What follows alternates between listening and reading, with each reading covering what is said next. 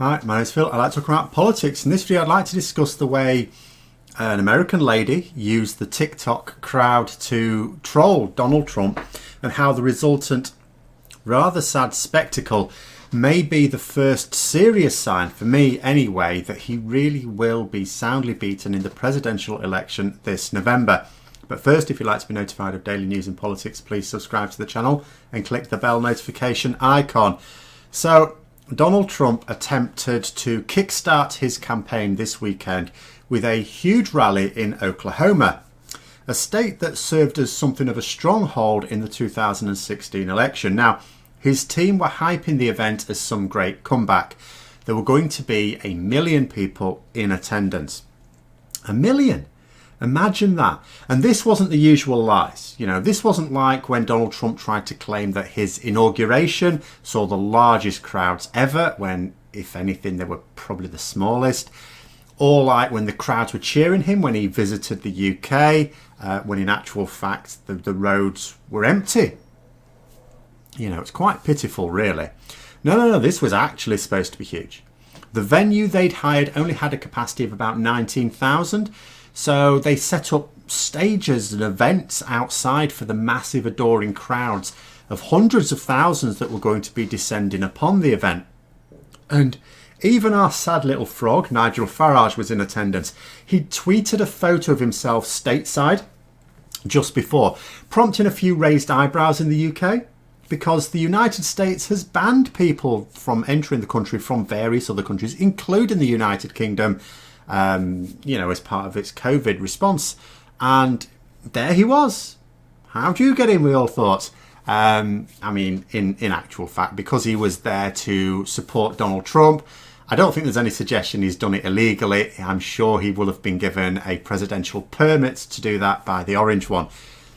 But he was set up, one of his jobs there was to be set up in a special tent outside in order to have discussions with some of the many adoring fans that were not going to be able to get to the indoor rally. I imagine he was expected to be quite busy. In the event, wasn't at all busy. No sod in attendance. And this is because the million-strong throng that was supposed to turn up ended up being just a few thousand. Not a few hundreds of thousands, not even a few tens of thousands, not even 10,000. No, nowhere near even that. A few thousand. Even the indoor venue, which had a capacity of 19,000, was more than half empty. A doctor on CNN dryly commented, couldn't they have spread out a bit more? It looks like they have room. And the best part about the Farage thing is that unless he's planning on staying in the US, you know, for the rest of the campaign season right up to November, you know, for more humiliating dates on the campaign trail, if he returns to the UK, he is going to have to quarantine for 2 weeks. That's the law. That is the law. Not that it will be a problem. He can spend it at home, of course. But he won't be allowed any more day trips out to the coast in order to shout at the sea. As for Trump himself, embarrassing, I would say. Embarrassing. Hyped up so much, and the whole country has seen the president talking up the prospect of speaking to 1 million people. So many people, can't fit them all in. But, you know, I'm such a great president, I'm so great, that I've put on all these lots of events for you so that they can all, you know, take part in my glory. Only for it to be just a few thousand. The venue that they chose, far from being woefully under capacity, turned out to be far too large. Unless, of course, they used it to socially distance, which they didn't. Now, for a man who has no substance, only the mystique, this will be absolutely crushing. I mean, that would be embarrassing for anyone, don't get me wrong. But for someone who just relies upon, you know, his entire appeal is based on this mythos that he's created for himself, and this will have burst it like a balloon. And you also wonder with Donald Trump as well, how much of his lies is actually self-delusion. How much in his own head does he think he's great, and surrounds himself with yes men, of course, so often he won't ever find out about some of the negative views that people have about him. What will he personally have thought about that? Because he was genuinely expecting 1 million. This wasn't a lie. He thought there would be 1 million people there. There clearly wasn't. He would have seen that. What would he have thought? And what would that have done to his confidence? After all, if they'd prepared for a few thousand, there were about 6,000, I think. If they'd prepared for that and that's what turned up, wouldn't have done him any harm at all, even though the venue was far larger. No problem, because easy to argue that you wouldn't expect huge crowds with the coronavirus pandemic still in full swing. You just say you booked a large venue just in case. You didn't know. That's fine. It's not the number that hurts. It's the fact that it was supposed to be so much more. So what happened? Well, it turns out an American lady living in Iowa launched a campaign on TikTok to get loads of young people to request a place at the rally and then just not turn up. It was a free event, so there wasn't even an outlay of cash to do so. And it worked. Bizarrely, it doesn't even seem to have been a particularly well-kept secret. There were reports of it, when I tried to look it up, there were reports of this before the event, making you wonder why Trump's no doubt expensive campaign team fell for such a blatant and public ruse. So sad, pathetic even.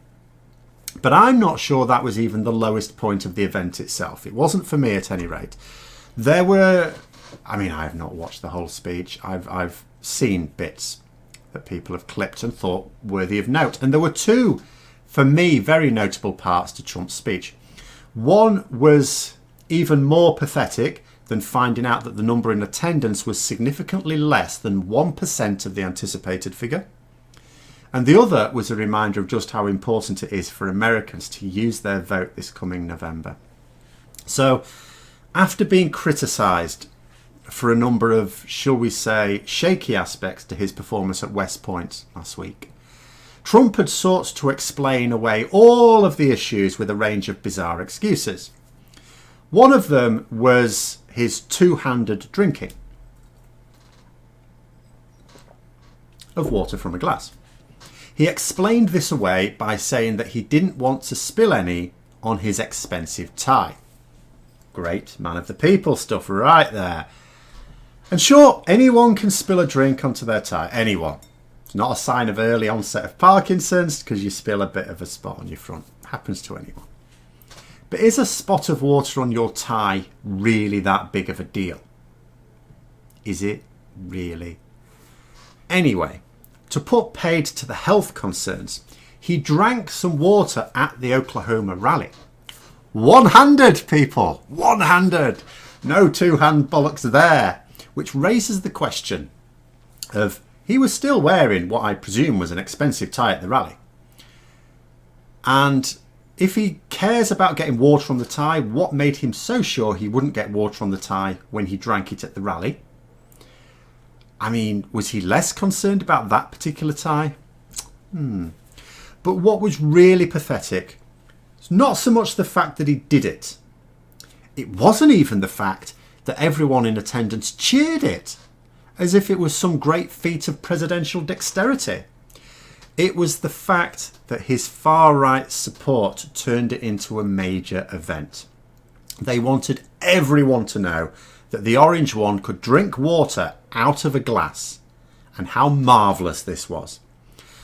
I kid you not, a congressional candidate lauded Trump the best president ever on the strength of this water drinking magnificence. And that for me was what was genuinely so pathetic that it warmed my heart. For a president of substance, he might have pulled the stunt anyway. If you've got this criticism, he may go, well, you're coming up with all this stuff. Look, I'll show you I can drink it. You may just do that to allay specific criticism. But nobody would make anything of it. It was just something he would have done. And then that way, if anyone tries bringing it up again in the future, they'll go, oh no, look, here's some footage of him drinking one-handed. And after the event, it's all fine. His supporters would be lauding the substance in his speech. But there was none. All they had to cheer was the water. One-handed, mind you. But that was it. But then from the pathetic to the dreadful. So, earlier this week, the Orange Buffoon was again complaining at criticism for the number of cases of COVID in the United States. It's not fair, he said. It only looks high because we have such a brilliant testing program. It's the best in the world and that's why we look bad. Well, then he said we should just stop testing and then we'll have no cases. He said that, actually said that. He didn't say if we stop testing, which would be a horrific thing to do, that there'll be no official cases, that the numbers will look lower. No. There will be no cases.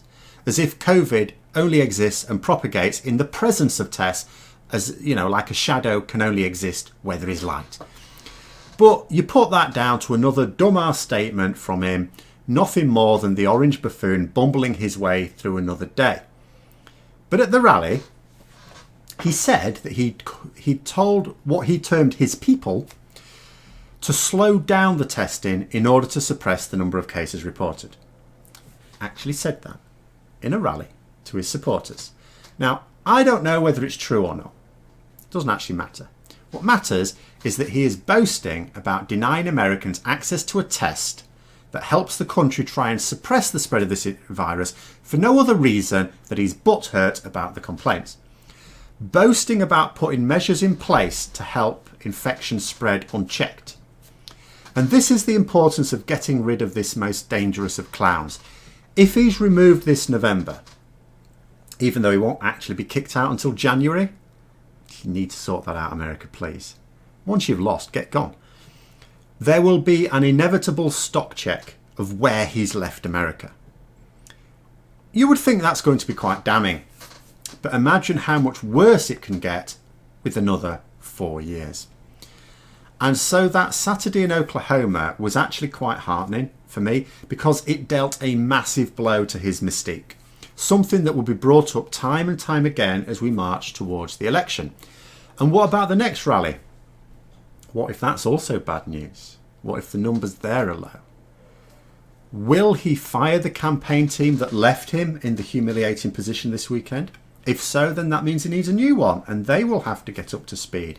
There could be further missteps in the very near future with that as well.